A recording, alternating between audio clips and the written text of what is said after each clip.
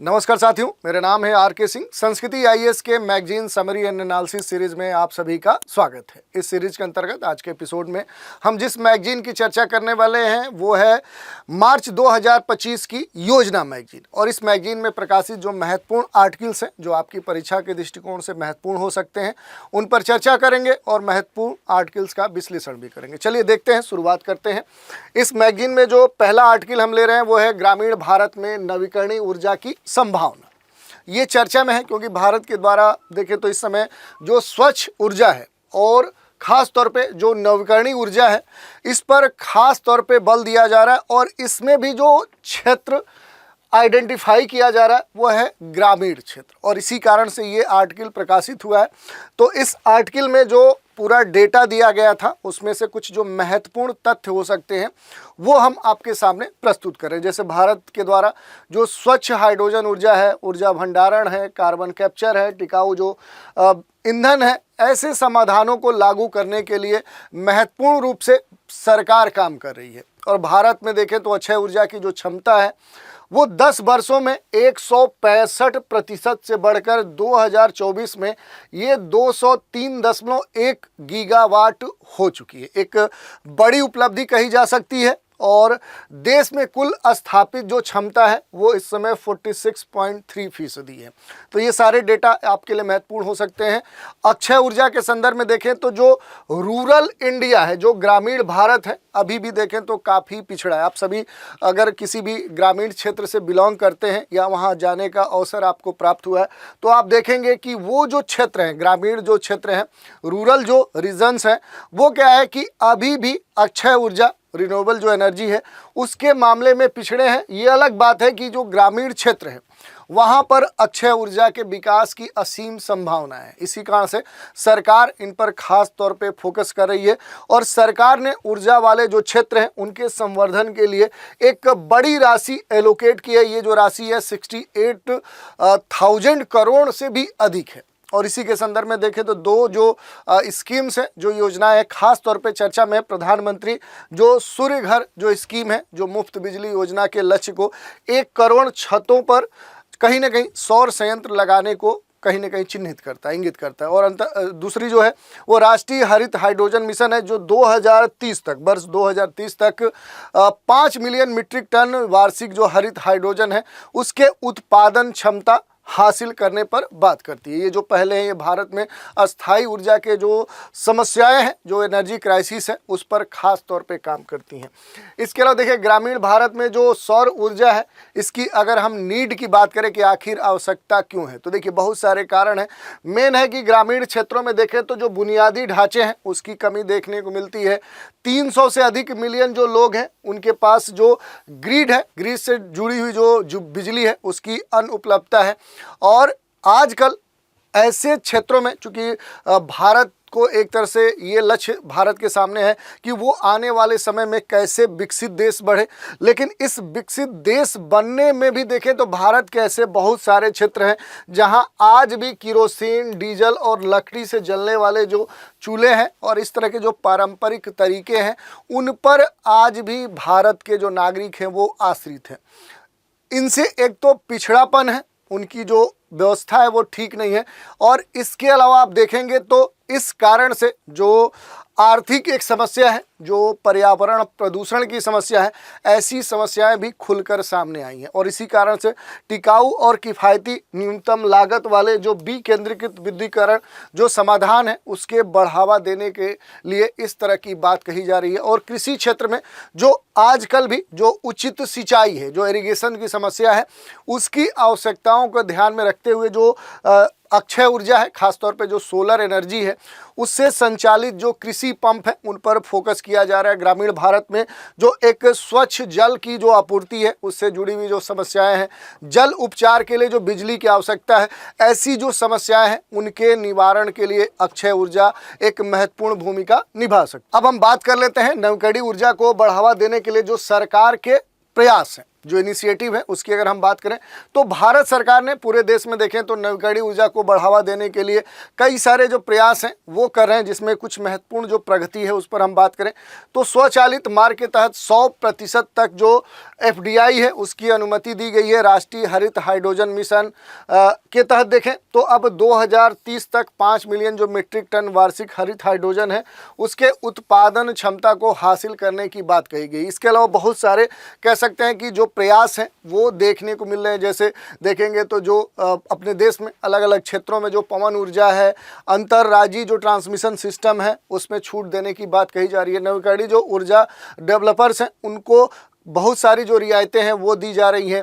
इसके अलावा भी देखेंगे तो अब तटीय जो पवन ऊर्जा परियोजनाएं हैं उनके स्थापना के लिए 2030 तक 37 गीगावाट की एक तरह से पूरा फॉर्मेट तैयार किया गया है और इनके तहत देखें तो अब तटीय पवन ऊर्जा विकास के लिए पट्टे पर जो विनियमित करने की बात कही जा रही है उसे भी पवन ऊर्जा पट्टा जो नियम 2030 है उसके तहत अधिसूचित किया गया है। तो ऐसे बहुत सारे जो प्रयास हैं वो किए जा रहे हैं। एक समान जो नवीकरणीय ऊर्जा टैरिफ है उसके लिए भी प्रक्रिया बनाई गई है और इस कारण से ये चर्चा में। इसके अलावा देखेंगे तो गुजरात, तमिलनाडु जैसे जो राज्य हैं इनके तटों पर 1 गीगावाट का जो अपतटीय जो ऊर्जा क्षमता है उसकी स्थापना की बात कही गई है और पवन ऊर्जा परियोजनाओं के लिए जो राष्ट्रीय कह सकते हैं कि पुनर्शक्तिकरण और जीवन विस्तार नीति 2023 है वो भी जारी की गई है। तो ऐसे बहुत सारे जो प्रयास हैं वो किए जा रहे हैं।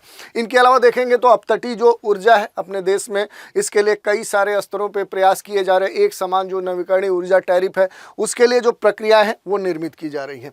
अब देखिए इसमें संदर्भ में थोड़ा सा अगर शॉर्ट में हम जो अन्य प्रयास किए जा रहे हैं उन पर अगर हम बात करें कि अक्षय ऊर्जा संवर्धन के लिए जो सरकारी पहल है उसमें जो अभी तक हमने पढ़ा उसमें जो महत्वपूर्ण जो प्रयास हैं उनको अगर एक बिंदुवार अगर हम एक जगह रखना चाहें तो देखिए भारत सरकार ने अक्षय ऊर्जा क्षमता बढ़ाने के लिए कई सारी जो पहलें हैं वो शुरू की गई है। ये सारे आपके पीटी और मेंस दोनों एग्जाम के दृष्टिकोण से महत्वपूर्ण हो सकते हैं। जैसे देखिए जो पहल है उसमें नवीकरणीय ऊर्जा में 100% का जो FDI है ये करने की बात कही गई है सरकार के द्वारा और वैश्विक जो भी निवेशक हैं उनको कहीं ना कहीं आकर्षित करने के लिए स्वचालित जो मार्ग है उसके तहत ये अनुमति दी गई है। इसके अलावा राष्ट्रीय हरित हाइड्रोजन मिशन 2030 तक इसके बारे में हमने बात कर लिया। अंतर्राज्यीय जो ट्रांसमिशन शुल्क है उसकी छूट की बात कही गई है। अल्ट्रा मेगा अक्षय ऊर्जा पार्क के बारे में कही गई है। PM जो कुसुम योजना है वो सौर ऊर्जा से चलने वाले जो भी कृषि और ऊर्जा सुरक्षा के समर्थन के बारे में बातें कही गई हैं। PM सूर्य घर योजना की शुरुआत सरकार की एक खास पहल है। हरित ऊर्जा जो गलियारा योजना बनाया गया है जिसके तहत अक्षय ऊर्जा के निकासी के लिए ट्रांसमिशन लाइनों का विस्तार यहाँ पर किया जा रहा है।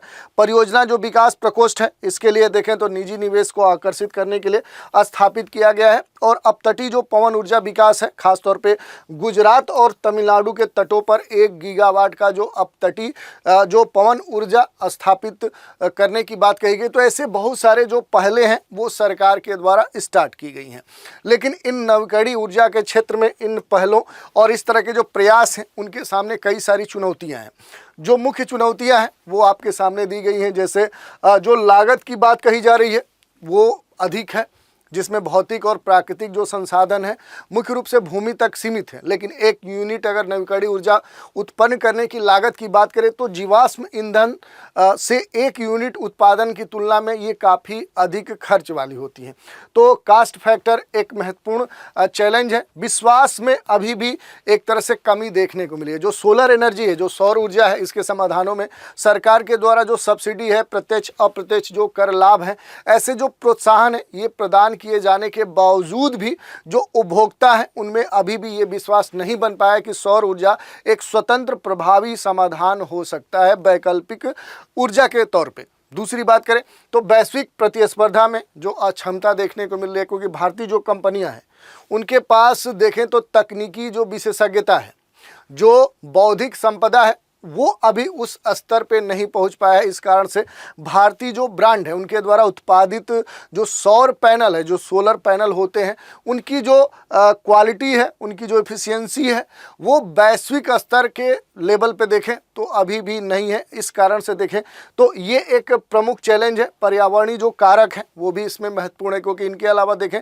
तो सबसे महत्वपूर्ण जो एक कारक के तौर पे देखा जा रहा है वो इन्वायरमेंटल फैक्टर है, क्योंकि इसमें धूल मिट्टी अधिक अधिक होना एक कारण है। रेत का एक कण भी सौर जो पीवी सेल होते हैं, जो मॉड्यूल पूरा होता है, उसे सुचारू रूप से काम करने में उसे बैरियर के तौर पे काम कर सकता है। इन चुनौतियों से जो भारतीय सोलर पैनल है उसके जो निर्माता हैं उन्हें कहीं ना कहीं एक तरह से प्रभावित किया है। तो इसके लिए उन्हें समाधान ढूंढना पड़ेगा। एग्रीमेंट संबंधित जो समस्या है, क्योंकि अधिकांश देखेंगे डिस्कॉम जो थर्मल पावर के लिए पावर जो कंपनियां हैं उनसे जो एग्रीमेंट में बंधे होते हैं, इसलिए सौर आधारित जो बिजली है वो खरीदने की उनकी जो क्षमता है वो अपेक्षाकृत कम हो जाती है, जिससे समग्र जो नवीकरणीय खरीद है उसके पूर्व निर्धारित लक्ष्य को प्रभावित करता है। तो ऐसे बहुत सारे कारण हैं। अगर अन्य कारणों की बात करें तो वो भी आपके सामने जो चुनौतियां हैं वो आप डिटेल में देख सकते हैं। यहाँ पर हमने उनको बिंदुवार आपके सामने रख दिया है। जैसे सोलर ऊर्जा संसाधनों में जो विश्वास की कमी हमने बताया, पर्यावरणीय संबंधी जो चुनौतियां हैं, ग्रिड संतुलन में जो बाधाएं हैं, वन्य जीवों पर प्रभाव है, घरेलू जो सौर पैनल है उनकी जो दक्षता है वो वैश्विक स्तर के जो सोलर पैनल है उनकी अपेक्षा कम है, वन्य जीवों पर प्रभाव देखने को मिल रहा है, हाइड्रोजन उत्पादन के लिए उच्च जो जल की आवश्यकता है ये एक बहुत बड़ा मुद्दा है, डिस्कॉम की जो सीमाएं हैं ये एक चैलेंज है, परमाणु ऊर्जा की जो आर्थिक व्यवहार्यता है वो भी चैलेंज है। तो ऐसे बहुत सारे जो चैलेंजेज है वो अभी भी अपने देश में देखने को मिल रहे हैं इस सेक्टर के सामने। तो नवीकरणीय ऊर्जा के तौर पे देखें तो पूरा जो निष्कर्ष है उसमें विशेष रूप से सोलर और जो सोलर सेक्टर है या फिर कहें अन्य जो अक्षय ऊर्जा के जो स्रोत हैं उसमें ग्रामीण भारत में जो विकास है, जो स्थिरता है उसको आगे बढ़ा सकती है। इसके लिए सरकार को और निजी स्तर पे काम किए जाने चाहिए। समाज के स्तर पे देखें तो इसके लिए जागरूकता सबसे महत्वपूर्ण बात हो सकती है। नीति, निवेश, प्रौद्योगिकी के माध्यम से विनिर्माण, ग्रिड और उपभोक्ता चुनौतियों का समाधान करके समावेशी विकास का जो लक्ष्य है उसके संदर्भ में भारत वैश्विक नेतृत्व कर सकता है। तो ये महत्वपूर्ण बातें हैं। इसके अलावा अगर हम बात करेंगे कि आने वाले भविष्य में इसकी राह क्या हो सकती है, तो आने वाले समय में देखें तो नवीकरणीय जो ऊर्जा है उसके क्षेत्र में अभी तक जो प्रगति हुई है, खासतौर पे जो सौर ऊर्जा है, पवन ऊर्जा है, जैव ऊर्जा है, इनके साथ ही मिलाकर देश के एक दीर्घकालिक जो ऊर्जा का भविष्य है उसे राष्ट्र के प्रति कहीं ना कहीं जो विकास है उसको, उसकी जो प्रतिबद्धता है उसे दर्शाता है। तो इस तरह की बातें बहुत सारी हो सकती हैं, उन पर काम किया जा सकता है। तो ये आर्टिकल हमने देख लिया। एक और आर्टिकल है भारत में पाक कला विज्ञान और खाद्य प्रौद्योगिकी, ये प्रकाशित हुआ था। इसमें जिसमें देखें तो जो महत्वपूर्ण कह सकते हैं जो रिलेटिव चीज़ें होंगी उन पर हम बात करेंगे। जैसे भारतीय जो परंपरा है इसमें खास तौर पे देखें तो भोजन को एक तरह से मेडिसिन के तौर पे लिया गया है। ऐसा विश्वास है कि भोजन को तैयार करने में, संयोजित करने में और सेवन करने के अलग अलग तरीके हो सकते हैं और इससे कहीं ना कहीं जो मानव का शरीर है, जो बॉडी है, जो मानसिक मेंटल हेल्थ है उस पर खास प्रभाव पड़ता है। और यहाँ पर भोजन का जो जीवन पर प्रभाव होता है, जैसे जीवों को जीवित रहने की जो एक पूरी प्रक्रिया है उस पर देखें तो भोजन पर ही वो निर्भर होती है। हम सभी जो मानव कह सकते हैं वो कहीं ना कहीं भोजन पर निर्भर हैं और जीवन के समर्थन में देखें तो भोजन के अलावा कोई अन्य चीज़ नहीं हो सकती। इसका विकल्प अभी तक तो नहीं हो पाया है। कोई भी दवा भोजन के बराबर नहीं हो सकती। कुछ समय के लिए वो सप्लीमेंट्री फूड के तौर पे इस्तेमाल की जा सकती है। केवल आहार के माध्यम से किसी व्यक्ति को रोग मुक्त बनाया जा सकता है, इसके अलावा कोई दूसरा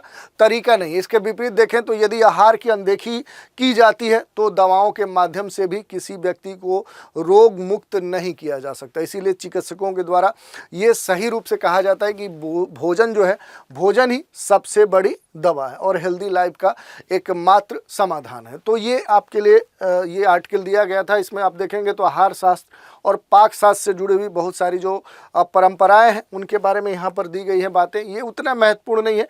आप देखना चाहें तो इसका जो PDF है वो आपको टेलीग्राम ग्रुप्स पे मिल जाएगा। इसके अलावा रोग प्रबंधन और स्वास्थ्य बनाए रखने में जो आहार का योगदान है उसके बारे में यहाँ पर बातें दी गई हैं और इससे जुड़ी हुई जो भी महत्वपूर्ण बातें हैं वो अब यहाँ पर जो समझने वाली बात है वो क्या है, वो यहाँ पर जो खाद्य प्रकार हैं इनको आप देख सकते हैं, क्योंकि प्राचीन ग्रंथों में भी जो पाक कला विज्ञान है उससे संबंधित बहुत सारी बातें कही गई हैं। जैसे यहाँ पर देखेंगे तो जो प्रमुख खाद्य पदार्थ हैं उनके बारे में विश्लेषण दिया गया है। जैसे अनाज है, मांस है, सब्जियाँ हैं, मसाले, दूध उत्पाद हैं, तेल, जल, शराब, शहद। तो ये सारे क्या है कि ये हमारे पुराने ग्रंथों में इनके बारे में दिया गया। इसके अलावा आप देखेंगे तो पाक शास्त्र में रसोई के लिए जो उपयोग किए जाने वाले जो बर्तन हैं वो यहाँ पर आपके लिए महत्वपूर्ण है। जैसे ये कहा गया है कि पाक शास्त्रों में, ग्रंथों में जो भोजन पकाने के लिए उपयोग किए जाने वाले कुछ खास धातु के जो बर्तन हैं उनका वर्णन है। जैसे ये जो बर्तन है ये अलग अलग चीज़ों के बने हो सकते हैं, जैसे सोने, चांदी, कांस्य, पीतल, लोहे, इनसे बने होते थे और आहार शास्त्र पर इनके प्रभाव का भी वर्णन देखने को मिलता है। इसके अलावा देखेंगे तो कांच के बर्तन, मिट्टी के बर्तन, लकड़ी के बर्तन, क्रिस्टल और वैधुर्य से बने हुए जो बर्तन हैं उनका जो उल्लेख है वो हमारे अलग अलग जो कह सकते हैं कि प्राचीन पुस्तकें हैं उनमें देखने को मिलता है। बर्तनों का स्वास्थ्य पर पड़ने वाला प्रभाव भी होता है। हाल ही में एक स्टडी आया जिसमें study of elements released from various cooking जो utensils after heating and cooking utensil of aluminium, stainless steel, titanium coated stainless steel and Teflon and their potential health hazard, इस नाम से ये पूरा शोध आया और चयनित धातुओं से बने हुए जो बर्तन हैं उनका स्वास्थ्य पर क्या प्रभाव हो सकता है उसके बारे में बातें कही गई। थोड़ा सा इस शोध पर हम चर्चा कर लेते हैं, हो सकता है ये आपके लिए महत्वपूर्ण हो जाए। तो देखिए कुछ महत्वपूर्ण निष्कर्ष हैं। भोजन में जो धातु है, धातुओं का दोहरा कार्य होता है क्योंकि ये आवश्यक जो पोषक तत्व हैं वो उसमें कहीं ना कहीं विद्यमान होते हैं। उच्च सांद्रता में होने पर ये विषैले भी हो सकते हैं और अधिकांश जो धातुएं हैं ये मानव स्वास्थ्य पर महत्वपूर्ण इनका इम्पैक्ट देखने को मिलता है। जैसे तांबा, लोहा, मैग्नीज, जिंक, जो पोटेशियम है, सोडियम है, ऐसी विभिन्न जो धातुएं हैं आवश्यक तत्व इनमें होते हैं। हालांकि कुछ जो धातुएं हैं जैसे क्रोमियम है, इसके छोटे स्तर जो होते हैं ये मानव शरीर में महत्वपूर्ण कार्यों के लिए बहुत आवश्यक होते हैं और इन धातुओं को अधिक सेवन जो है वो स्वास्थ्य के लिए समस्याएं भी उत्पन्न कर सकता है। इसके अलावा देखें तो इस आर्टिकल में यह कहा गया है कि भोजन का शरीर के और मन पर क्या प्रभाव हो सकता है। तो देखिए भोजन का मानव शरीर और व्यक्तित्व पर गहरा प्रभाव देखने को मिलता है। आप सभी भोजन करते हैं, आप देखे होंगे कि जब लाइट भोजन करते हैं तो उसका इम्पैक्ट अलग है, जब न्यूट्रिशन वाले भोजन करते हैं तो उसका इम्पैक्ट आपको अलग देखने को मिलता है। ऑयली जंकी फूड खाते हैं तो उसका प्रभाव आपने देखा होगा। यदि कोई व्यक्ति शुद्ध भोजन करता है तो उसका माना जाता है कि मन शुद्ध होता है। मन की शुद्धता स्मृति की दृढ़ता को बढ़ाती है और स्मृति की दृढ़ता उच्च स्तर की जो चेतना है उस तक पहुँचती है जिससे बंधनों से मुक्ति मिलती है। तो ये सारी बातें कही गई हैं, इनसे जुड़ी हुई जो बातें हैं उनको भी आप देख सकते हैं। निष्कर्ष के तौर पे ये कहा जा सकता है कि भारतीय परंपरा में भोजन सामाजिक, सांस्कृतिक, चिकित्सकीय, धार्मिक और आध्यात्मिक आयाम शामिल है। तो ये बात यहाँ के लिए महत्वपूर्ण हो जाती है। तो ये हमने आर्टिकल देख लिया। इसके अलावा आप देखेंगे तो अगला जो आर्टिकल है ये भी काफ़ी महत्वपूर्ण है, जो सौर मिशन है, यानी नेशनल जो सोलर मिशन है उसके बारे में और उसकी प्रगति और उसकी जो चुनौतियां हैं उसके बारे में यहाँ पर दिया गया। तो थोड़ा सा इस आर्टिकल पर हम बात कर लेते हैं। देखिए राष्ट्रीय सौर मिशन भारत सरकार और राज्य सरकारों की एक प्रमुख पहल है। तो ये आपको ध्यान देना है कि ये पहल किसके द्वारा संचालित हो रही है। इसके बारे में संक्षिप्त रूप से अगर हम देखना चाहें तो देखिए राष्ट्रीय सौर मिशन भारत सरकार और राज्य सरकार की पहल है जो जलवायु परिवर्तन पर राष्ट्रीय कार्य योजना के भाग के रूप में कब शुरू की गई थी, तो 2010 में शुरू की गई थी। तो ये दोनों बातें आपको पता होनी चाहिए कि ये राज्य सरकार और केंद्र सरकार की एक पहल है।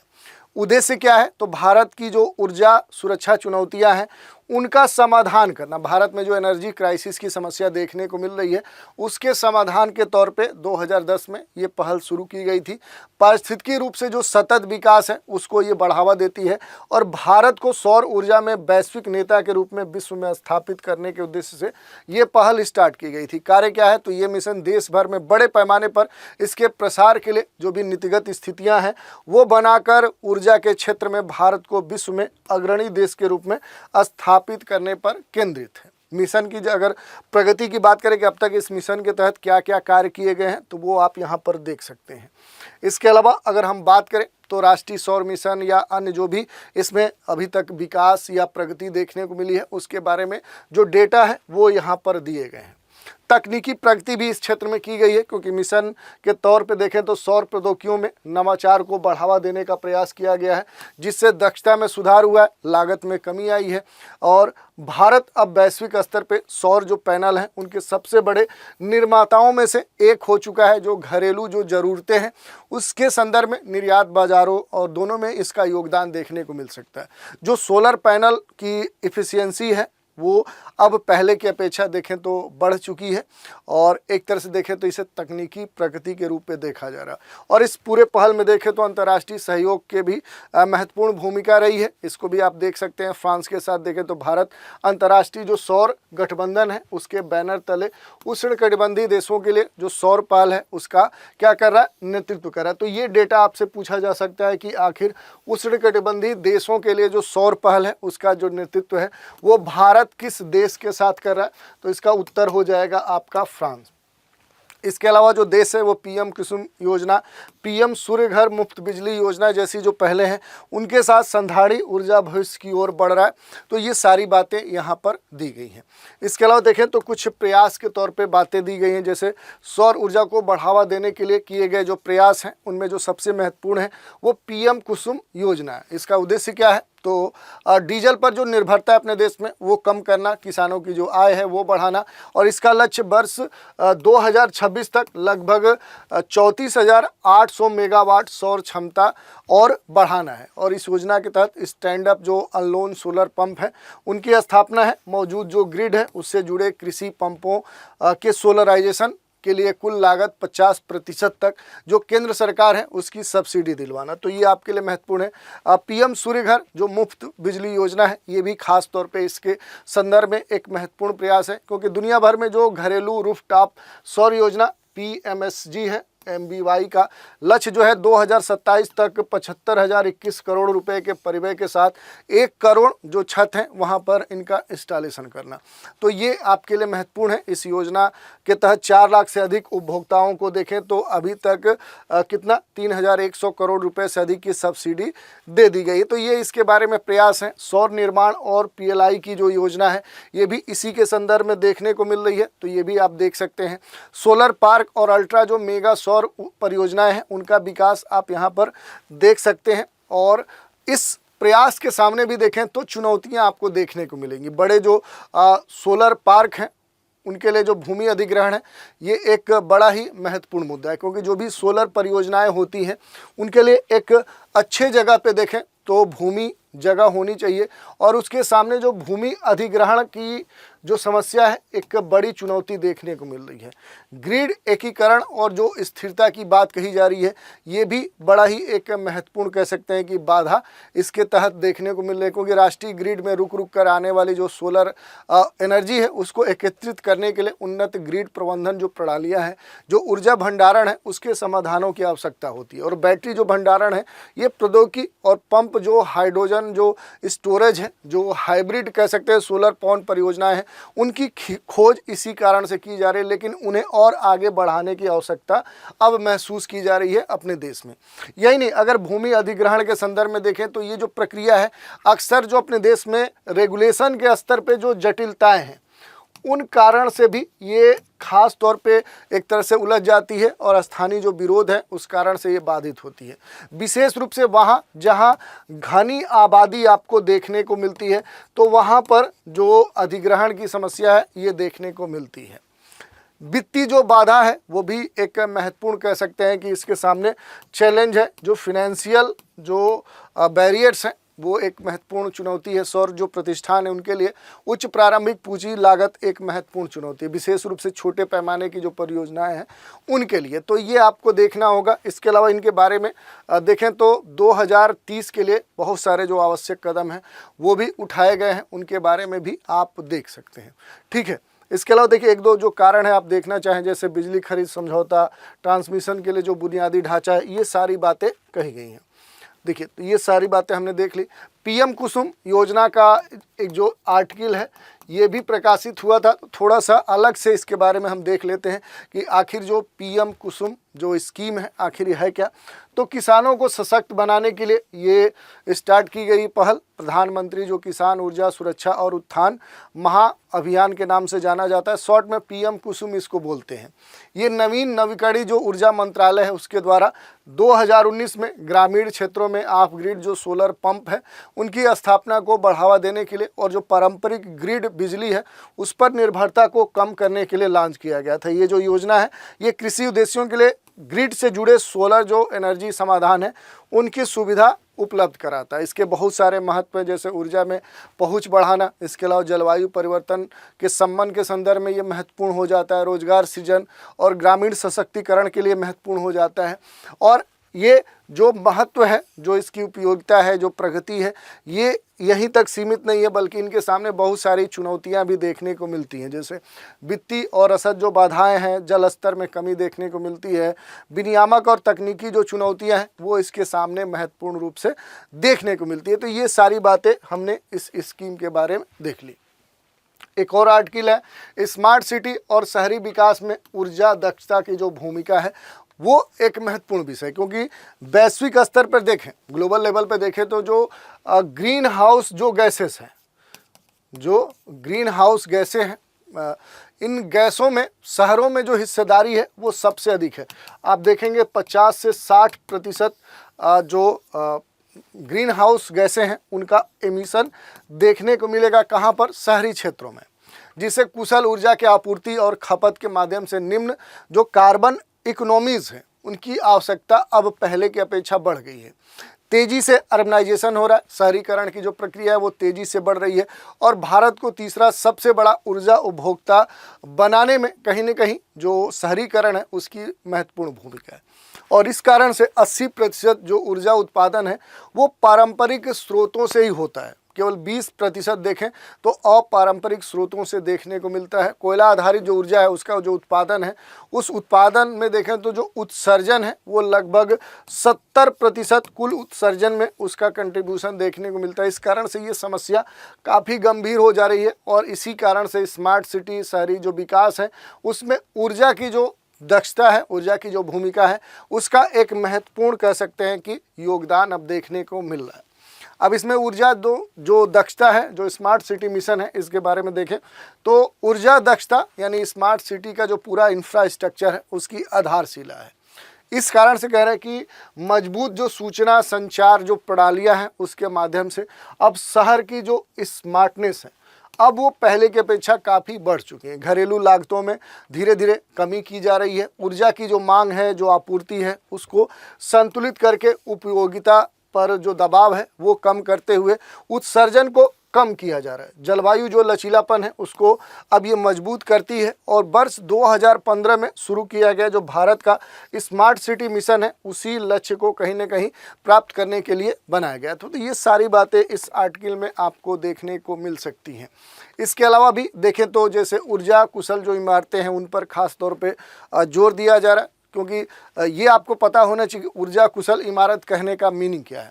तो देखिए, भवन क्षेत्र में देखें तो देश की जो ऊर्जा खपत है उसका 1/3 से ज़्यादा जो हिस्सा है और अनुमानता देखें तो अगले 2 दशकों में मौजूदा जो इमारतें हैं उनसे लगभग 40% का जो निर्माण है अभी भी होना बाकी है। ऐसे में जो ऊर्जा दक्षता है उसकी तकनीकी जो प्रगति है, खासतौर पे अस्पतालों सहित जो भवन इंफ्रास्ट्रक्चर है उनकी ऊर्जा खपत को अनुकूलित करने के लिए महत्वपूर्ण भूमिका निभा सकती है, क्योंकि मूल रूप से जो अलग अलग इमारतें हैं उन पर इस तरह की जो अक्षय ऊर्जा है या जो सोलर एनर्जी है उनके जो प्लांट हैं वो स्थापित करने को लेकर ये बातें कही जा रही है कि ऐसी इमारतें जो ऊर्जा कुशल हों। तो ये आपके लिए महत्वपूर्ण है। इसके अलावा देखेंगे तो इससे जुड़ी बहुत सारी बातें यहाँ पर दी गई हैं। खासतौर पे देखें जैसे गृह एकीकृत जो आवास मूल्यांकन के लिए ग्रीन रेटिंग है और जो लीड है ऊर्जा और पर्यावरण डिजाइन, इसमें खास तौर पे बात कही जा रही है, क्योंकि ग्रीन बिल्डिंग जो मानक है, ऊर्जा जो कुशल टिकाऊ निर्माण है उसकी जो पद्धतियां हैं, जो प्रथाएं हैं वो सुनिश्चित करते हैं। ऐसी सभी पहलों को शहरों के अनुकूल के लिए बढ़ाया जा रहा है, इनको प्रमोट किया जा रहा है, तो इनको आप देख सकते हैं। इसके अलावा ऊर्जा कुशल और जल प्रबंधन को भी आप देख सकते हैं, इसके बारे में यहाँ पर बातें कही गई हैं। ऊर्जा कुशल अपशिष्ट जो प्रबंधन है ये भी महत्वपूर्ण एक मैटर है, क्योंकि इसको कहीं ना कहीं सुनिश्चित करना हमारे लिए महत्वपूर्ण हो जाता है। इसके अलावा देखिए, इसके अलावा अगर बात करेंगे तो ऊर्जा कुशल जो परिवहन है अपने देश में देखें तो जो परिवहन सेक्टर है इसमें जो ऊर्जा खपत है वो काफ़ी अधिक है। तो इस कारण से अब इस पूरे सेक्टर को ऊर्जा कुशल परिवहन के तौर पे प्रमोट किया जा रहा है। तो ये भी एक महत्वपूर्ण मुद्दा है। इसके अलावा अगर आप बढ़ेंगे तो इस पूरे चर्चा को हमने कुछ बिंदुओं में समराइज कर दिया, क्योंकि अब तक आपने जो पूरी चर्चा ये देखी इसको आप अगर शॉर्ट में लिखने का प्रयास करें या नोट्स बनाना चाहें तो वो हमने आपको एक जगह बनाकर रख दिया है। जैसे आप देखिए यहाँ पर अगर हम बात करें तो स्मार्ट सिटी मिशन और शहरी विकास में ऊर्जा दक्षता की जो भूमिका है, इसे अगर आप देखना चाहें, क्योंकि अब तक हमने जो पढ़ा वो डेप्थ में पढ़ा, उसको एक जगह अगर हम रखना चाहें तो आपको ये पूरी बातें एक जगह ही मिल जाएंगी। जैसे भारत में स्मार्ट सिटी जो मिशन है, इसे 2015 में लॉन्च किया गया था। किस उद्देश्य से लॉन्च किया गया था? तो शहरी जीवन स्तर को बेहतर बनाने के लिए जो प्रौद्योगिकी है, जो बुनियादी ढांचे हैं, उनको एकीकृत करना, ये देखते हुए कि शहर में जो वैश्विक ग्रीन हाउस गैस है उसका जो उत्सर्जन है उसमें 50 से 60% का योगदान ये करते हैं। और फिर जो ऊर्जा दक्षता है वो टिकाऊ शहरीकरण का एक प्रमुख स्तंभ हो। इसके अलावा देखिए जो बढ़ती हुई ऊर्जा की मांग है उसके बारे में बातें कर सकते हैं। स्मार्ट शहरों में जो ऊर्जा दक्षता है उसके लिए जो प्रमुख क्षेत्र हैं, जो ऊर्जा है उस पर हम बात कर सकते हैं। जैसे कुशल इमारतें हैं, ऊर्जा कुशल के संदर्भ में जल प्रबंधन है, ऊर्जा कुशल अपशिष्ट जो प्रबंधन है, ऊर्जा कुशल जो परिवहन है। सब पर हमने बात की कि आखिर कुशल इमारतें कहने का मीनिंग क्या है, इसके संदर्भ में क्या प्रयास किए जा रहे हैं। स्मार्ट शहरों के संदर्भ में अगर हम देखेंगे तो इन शहरों में ऊर्जा दक्षता के लिए जो प्रमुख क्षेत्र हैं, ऊर्जा है, उनके बारे में यहाँ पर डेटा हमने रख दिए हैं। कुशल इमारतें, ऊर्जा कुशल जल प्रबंधन, ऊर्जा कुशल अपशिष्ट प्रबंधन, ऊर्जा कुशल जो परिवहन है, इनके बारे में अगर आपको मेंस में उत्तर लिखना हो तो आप कैसे लिख सकते हैं वो हमने यहाँ पर दर्शा दिया है। नीति और विनियामक जो ढांचा है उसके बारे में क्या बातें कही गई हैं उनका समरी यहाँ पर हमने दे दिया है। क्योंकि जो ऊर्जा संरक्षण अधिनियम 2001 है उससे अधिक उपभोक्ता उन्मुख जो नीतियाँ हैं वो परिवर्तन और स्थिरता की ओर कहीं ना कहीं जो एक बदलाव है उसको दिखाती हैं। और इसके संदर्भ में देखें कि आखिर फ्यूचर क्या होगा तो वो भी हमने दे दिया कि अगर आपको लिखना हो तो आप कैसे उत्तर में लिख सकते हैं। निष्कर्ष के तौर पर कहा जा सकता है कि ऊर्जा जो दक्षता है ये स्मार्ट शहरीकरण की आधारशिला है। क्यों ऐसा कहा जा रहा है? और भारत का जो टिकाऊ, कम कार्बन, जलवायु लचीला शहरी विकास को प्राप्त करने के लिए जो इमारतें हैं, परिवहन है, जल है, अपशिष्ट प्रबंधन है, उसमें अपनी ऊर्जा कुशल पहलों को अब बढ़ाना चाहिए, ऐसी बात कही गई है।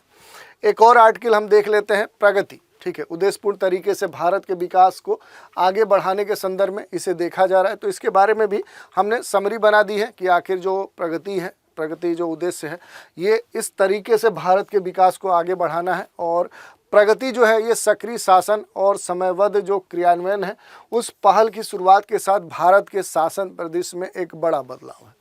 25 मार्च 2015 को शुरू की गई जो प्रगति है इसमें न्यूनतम सरकार अधिकतम शासन इस दृष्टिकोण को अपनाया गया था। जो रुकी हुई जो भी बुनियादी ढांचे, जो परियोजनाएं हैं, नीति हैं, उसे क्रियान्वयन के तौर पे तेजी लाने के लिए जो भी टेक्नोलॉजी है, ट्रांसपेरेंसी है, जो जवाबदेहिता है, उसका ये उपयोग करती है। और ये जो पहल है 2003 में शुरू किया गया जो शिकायत समाधान मंच स्वागत है उससे प्रेरित था। तो इसके बारे में है, इसकी जो उपलब्धियां हैं वो आप देख सकते हैं। प्रोजेक्ट जो अनब्लॉकिंग है, देरी में जो कमी है, तेज पर्यावरणीय जो मंजूरी है, वन मंजूरी है, इसके अलावा भी जो बातें हैं उनको हमने देख ली। प्रमुख जो परियोजना है उनमें जो उल्लेखनीय जो परिणाम अब तक देखने को मिले हैं वो भी हमने दे दिया है। अलग अलग जो इसके विकास क्रम है उनको यहाँ पर हमने समरी बनाकर दे दिया है कि अगर आपको देखना है एग्ज़ाम के हिसाब से तो आप देख सकते हैं। प्रमुख परियोजना में जो उल्लेखनीय परिणाम है, जो अब तक प्रगति है, वो भी आप देख सकते हैं। अन्य सरकारी योजनाओं में जो प्रगति है इसका जो प्रभाव है वो कैसे है, कहाँ कहाँ पर है, तो स्वच्छ भारत मिशन में इसका कह सकते हैं इम्पैक्ट देखने को मिल सकता है। जल जीवन मिशन में, सौभाग्य योजना में, जीवित गांव जो कार्यक्रम है उसमें आपको देखने को मिल सकता है। लाइट जो हाउस प्रोजेक्ट्स हैं या स्वामित्व जो पहल है वहाँ पर देखने को मिल सकता है। वैश्विक मानक के रूप में जो प्रगति है इसकी जो विशेषताएं हैं उनको आप देख सकते हैं, क्योंकि तकनीकी से ये प्रेरित है। पारदर्शिता इसमें देखने को मिलेगी, ये भ्रष्टाचार से निपटने में ये कुशल है। नागरिक जो भागीदारी है उसमें इसका महत्वपूर्ण भूमिका है। नागरिक जो भागीदारी है और बुनियादी ढांचे की जो संदर्भ में जो जीडीपी का प्रभाव है उसमें भी ये महत्वपूर्ण भूमिका निभाता है। प्रगति को प्रौद्योगिकी और सहकारी जो संघवाद है और जो निर्णय नेतृत्व है उसका लाभ उठाकर कुशल शासन के प्रति भारत की जो प्रतिबद्धता गुणवत्ता है उसे ये प्रगति दर्शाती है। और इसने परियोजना जो निष्पादन है उसमें काफ़ी तेज़ी लाने में काम किया। सार्वजनिक सेवा के जो वितरण है और उसमें जो सुधार है वो करने में भी इसकी महत्वपूर्ण भूमिका है। और इसी कारण से राष्ट्रीय जो प्रगति है उसके लिए एक तरह से देखें तो ये कैटलिस्ट का काम कर रही है, उत्प्रेरक का काम कर रही है, जिससे डिजिटल जो नेतृत्व है उसका प्रदर्शन अपने देश में काफ़ी तेज़ी से हुआ है। तो इस तरह से जो योजना मैगजीन है उसमें प्रकाशित जो महत्वपूर्ण आर्टिकल्स हैं उन पर हमने बात की। खास तौर पे इसके बारे में सूचना हम दे दें कि ये सारे जो आर्टिकल्स हैं ये हमारे संस्कृति IAS की जो मार्च महीने की मैगजीन है उसमें प्रकाशित हुए हैं।